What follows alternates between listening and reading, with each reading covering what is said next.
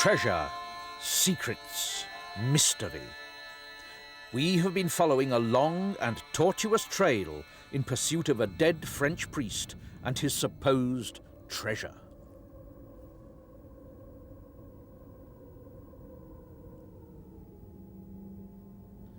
At every turn, our hunt has run into the shrouding mists of confusions, false obfuscations, to distract us from something which seems tantalizingly close, yet always just out of reach. Secret knowledge, solis sacerdotibus, only for the initiated. Rennes-le-Chateau is where the seed of that mystery was sown. In the church dedicated to the Magdalene at Rennes-le-Chateau, Saunière found his Priory of Zion parchments, which conceal a pentacle. And Saunière bought a copy of Poussin's painting of the tomb near to Rennes-le-Chateau, and that too is based upon the pentacle. Cocteau, supposed Grand Master of the Priory of Zion, has shown us the same form. And the Magdalene, to whom the church is dedicated, is the medium of the secret revelation, and she is represented in the heavens by the pentacle of Venus. A geometric form, the five-pointed star, which has such strong connections with magic and the occult. But the chain of clues has led far from this village. Jerusalem is another link in the chain.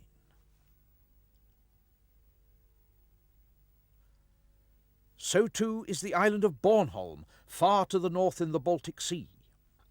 Bornholm's round churches date from the Crusades. They show traces of the influence of the Knights Templar, most famous fighting monks of the Middle Ages.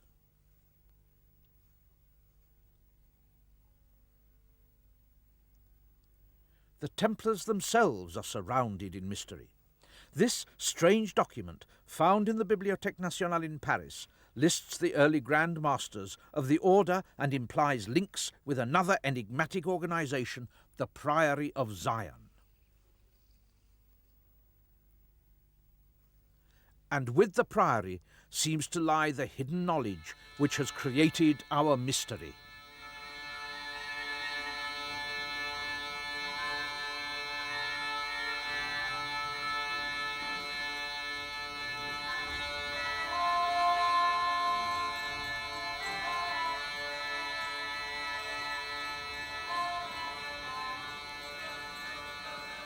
Today we might wonder why any sort of knowledge should be kept secret.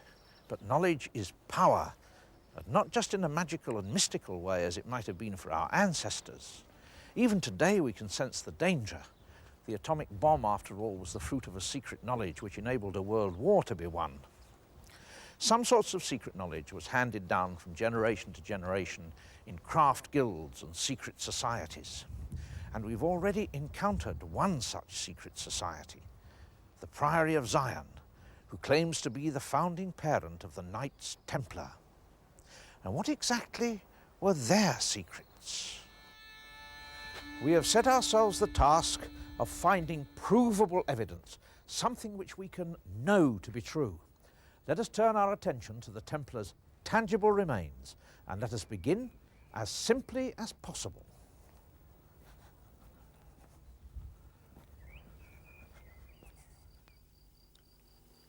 Near to Rennes-le-Chateau, as we know, there are two castles associated with the Templars.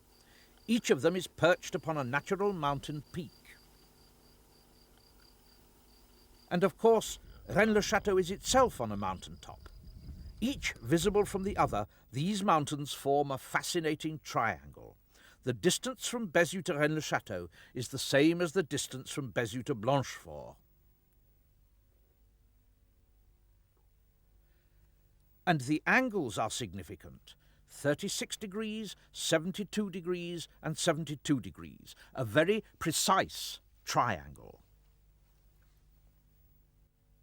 And 5 such exact triangles, overlaid upon each other, form a pentagon, and we are brought back to our only certainty: a triangle of mountain tops.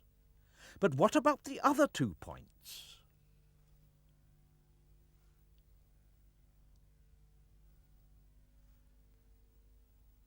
And astonishingly, they also lie on the summits of natural mountains. 5 mountains in perfect symmetry, a gigantic pentacle, natural yet so geometrically perfect that the design seems almost conscious. The odds against finding 5 so exactly placed mountains are, like the hidden movements of Venus, literally astronomical. As above, so below. From the very moment that the perfection of the pentagonal placing was first perceived, and we cannot yet know how far into the past that was, from that very moment, this place seems to have been recognized as a most sacred and holy site, a holy of holies. The very God-given perfection seems to have suggested to the possessors of the hidden knowledge, to the priesthood, the initiated, that they should enclose their holy place within an invisible temple, whose very structure was dictated by the placing of the mountains. So extraordinary is this shape that it was regarded with awe and reverence by the ancients as a representation of the harmony of God's cosmos. The lines which form the sides of the pentacle divide each other in a harmonious proportion which became known as the Golden Division. Here is this amazing star shape on the map. The mountains define fixed distances, such as from any point to its opposite intersection. And strangely, that precise measure also separates the churches of Rennes-le-Chateau and Rennes-les-Bains. This, of course, could be no more than an interesting coincidence. But look! The same precise distance also separates the churches of Rennes-le-Chateau and Campagne-sur-Aude. Again, perhaps coincidence, but is it still coincidence when the same measure also separates the churches of Luc-sur-Aude and Serres, Arques and Peyrolles, Arques and Terolles, Terolles and Saint-Salvaire, Antognac and Roquetaillade, Bourriège and Creux, of Laval and Saint-Just,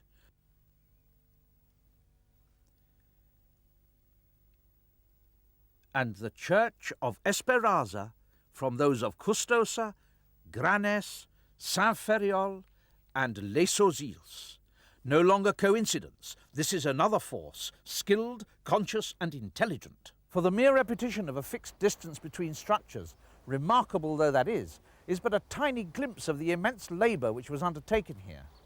This church, in the village of Esperaza, is at a fixed distance from 4 other churches.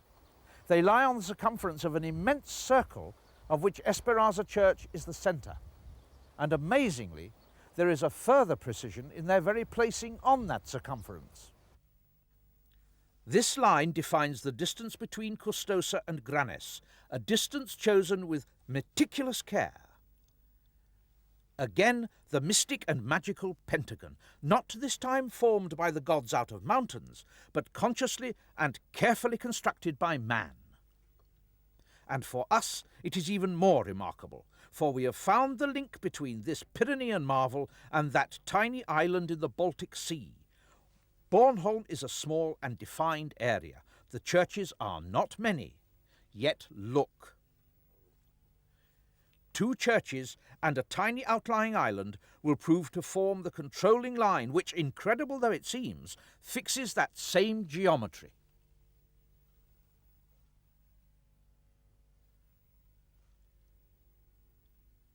Here it is subtle and complex. In order to explain it clearly, we must approach this hidden wonder step by step. I'm standing here in the centre of Bornholm and at its highest point. Over the centuries, the trees have grown up around this place, but once I would have been able to see that I'm on a hilltop in perfect alignment with 2 hilltop churches, Klemska and Rudska. In this direction is the church of Ibska, and in this, the church of Knudska. And they are both in a direct alignment through this same spot. More, the lines created by this hilltop and these churches intersect in an exact golden division relationship. The beauty of the geometric layout is truly remarkable. from the same point to the church of Pulska is, with an incredible accuracy, the same as the distance to Ibska. And even more surprising, the distance between Pulska and Ibska is exactly half the distance between Ibska and Knutska.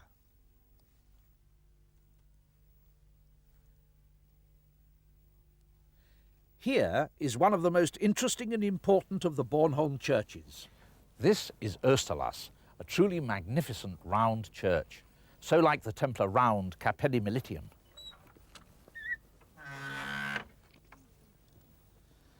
Bornholm has 4 such round churches, and in this regard they are unique, not just on Bornholm, but in the whole of Denmark. They are special, and now we can begin to sense how special they are. Österlas Church sits at the heart of the geometry, like a spider at the centre of its web. On the other side of the island is another round church, Nylas, and Österlas and Nylas define a circle which has Rutsker Church on its circumference. And this is how the church of Vestermarie is located. As a demonstration of the precision of measure which is being employed, this distance is exactly 1/4 of the circle's radius.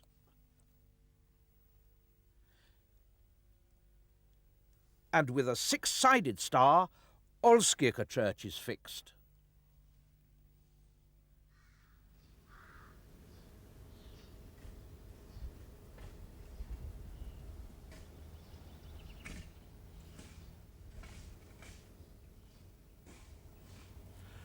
Olske is another of the beautiful round churches of Bornholm. Interestingly, historians have long been puzzled by the precise placing of this church. One would have expected it to have been built at the top of the hill. Why was it placed 150 metres down the hillside? But now we need no longer wonder. The geometric layout dictates its placing with superb accuracy. Later we shall find that this same point has other remarkable implications. Let's return to the geometry. Olsker Church has indicated a hexagon, a 6-pointed star, and it is created in a beautiful and very elegant way by the very nature of a circle. Let us carry this powerful design back to Rennes-le-Chateau. Remember how 2 of the churches divided this circle into 5 and created a pentacle, but there are 2 more churches on this circle, and they mark out 6 divisions.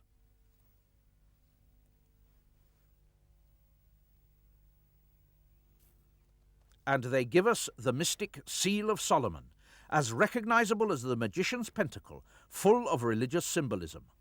And what of the original Holy of Holies, the mother pentagon of mountains? All is impeccably locked together, precisely placed so that this line is exactly divided in 2. When I first stood on Saunière's Magdala Tower more than 20 years ago, I had no idea how far I would be taken by what seemed to be a little local mystery of a priest and his treasure. Now I am aware of that intricate network of lines and angles and carefully calculated distances which connect the structures in so many villages all around me. Unseen, invisible to all save the gods, known only to the possessors of the hidden knowledge, only to the initiated. But what can have been the purpose of all this labour? The work must have taken many, many years, perhaps even centuries to complete. What was its purpose? For the moment, we can only speculate. At Rennes-le-Chateau, there was a Holy of Holies to be embellished. But at Bornholm, with the skills perfected, another motivation seems to be at work. The 4 round churches are the key. Their placing appears to be arbitrary, but in fact it demonstrates an incredibly sophisticated geometry. Here we are confronting the ancient mysteries of the square and the circle.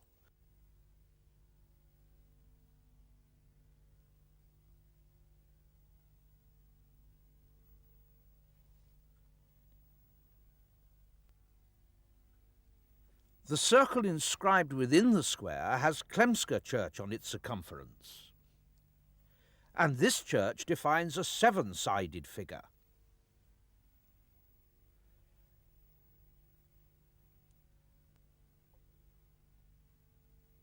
Another star shape to remind us perhaps of the 7 visible planets or the 7 days of the week. From Klemska on the 7-pointed star through yet another church, Rö, we pinpoint again the tiny island of Christiansø, 24 kilometres from Bornholm.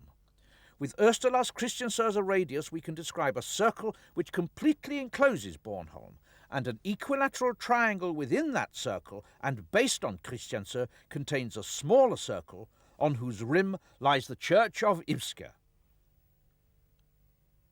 And the distance from Østerlas to Ibske is exactly the same as the distance between the 2 round churches of Olske and Nykke. It's as if we're in the presence of a skilled teacher who's trying to show us how to solve a complex problem. Perhaps the layout of Bornholm is a training ground, solis sacerdotibus, only for the initiated. Whoever designed this wonder was amazingly skilled. Even with the sophisticated techniques of the 20th century, the problem is a tricky one. How much more tricky would it have been, not merely to solve it theoretically, but to lay it out as if on a blackboard across miles of open countryside? And back in a remote past, when, as far as we know, such skills did not exist, they seem to have left us a marvel which must be compared with the wonders of the ancient world. You have many times seen the links between our main locations. Now that triangle takes on a new significance. The distance from Jerusalem to Rennes-le-Chateau is the same as the distance from Jerusalem to Bornholm, and more, the main Bornholm-Christiansø line projects directly to Rennes-le-Chateau. Nor is this all. Both layouts use the same unit of measure. Exactly 1,000 units separate the village from the island. Exactly 2,000 units is the length of the other 2 faces. It demonstrates a skill in measure and in land surveying we didn't even know our ancestors possessed. And yet, by its very nature, it is difficult to grasp, to comprehend. It is, after all, invisible, unseen, unknown to all save the initiated. But we can show you one tangible piece of evidence which will help you to comprehend it. The very construction of Østerlas Church will reveal secrets which until now have not even been guessed at.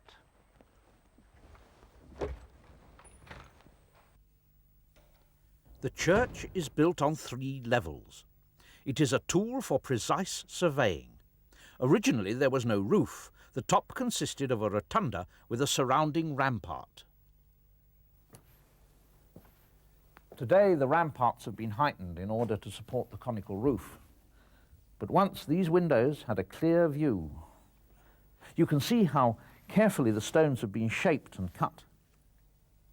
The plans show how precisely these openings have been placed around the rotunda, and the angles have been skillfully chosen.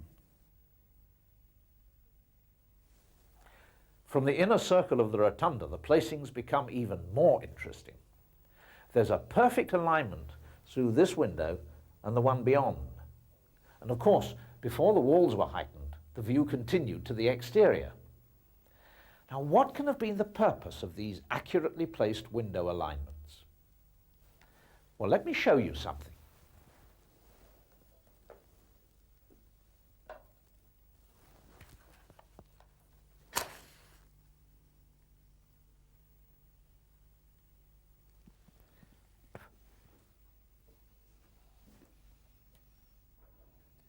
From this spot, the candle is clearly visible, but a tiny movement to one side or the other, and the flame will disappear. A beacon burning here would have been clearly visible, but only on the very narrow alignments defined by the placing of the windows. Now we can begin to sense how the very precise geometric surveying was carried out. We have come a long way in our quest for the secret of the French priest's treasure. It seems indeed that the treasure was more likely to have been in the form of a secret rather than a simple matter of gold and jewels. But secrets, knowledge, lead to power. It may be that we shall never know whence Sauniere's wealth came. The devil has led us deep into many dark and shadowy recesses of the past. But the treasure story remains one of hearsay, uncertainty. All that is certain is the geometry, the measure. Now, I'm only too well aware that the geometry which I have presented is extremely daunting, especially in the context of a brief television film. But in reality, what you have seen is only a tiny part of what is actually there. The completed designs, or at least the designs insofar as we've been able to explore them, are of an amazing, a beautiful, a complex elegance. Now, I'm also aware that the discovery is a difficult one. Many experts in the fields upon which we have touched, history and archaeology, for example, instinctively shy away from evidence of an apparently advanced and sophisticated culture in the possession of our remote ancestors. But this is because such evidence has been presented all too often in the past by those wishful thinkers who are attracted to the more questionable areas of the mystic. The distinct and crucial difference with the discovery which we have made is its coherence, and above all, its phenomenal accuracy. The facts which you have seen, the geometry, the meaningful designs, the placing of the structures, are demonstrable and provable. They are open to verification. So, although we are by no means at the end of this investigation, what conclusions can we draw from the evidence so far? Well, first, and most obviously, our ancestors possessed a knowledge and a skill far greater than anything we had ever imagined, and they used that skill to create an amazing geometric and mathematical structuring of the landscape within which they existed. Why? Well, we must remember that our view of the universe is not the same as theirs. Their motivation, their driving force, cannot be measured against our own. For them, it seems to me, they were performing a religious work, acknowledging the power and presence of their gods. Let me show you something as one final and beautiful piece of evidence, one clear and magnificent example of what I mean. Each morning, we watch the sunrise to bring in a new day. For them, that great bringer of light and life was a manifestation of the harmonious workings of God's universe.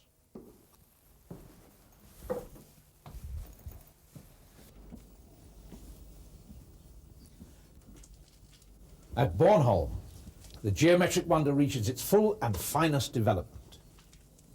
If we are right, the initiates could even have marked out for themselves a beautifully accurate calendar.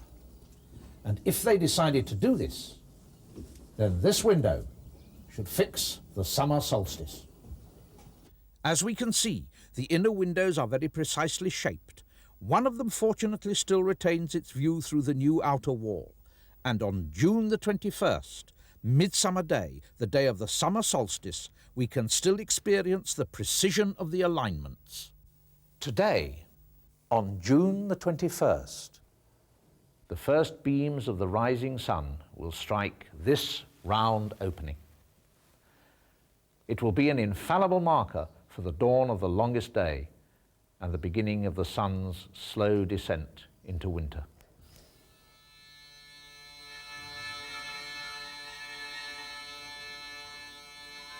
And here, with the rising of the midsummer sun, we catch a tiny glimpse of the wonder which has been through so many long centuries, so utterly and mysteriously forgotten.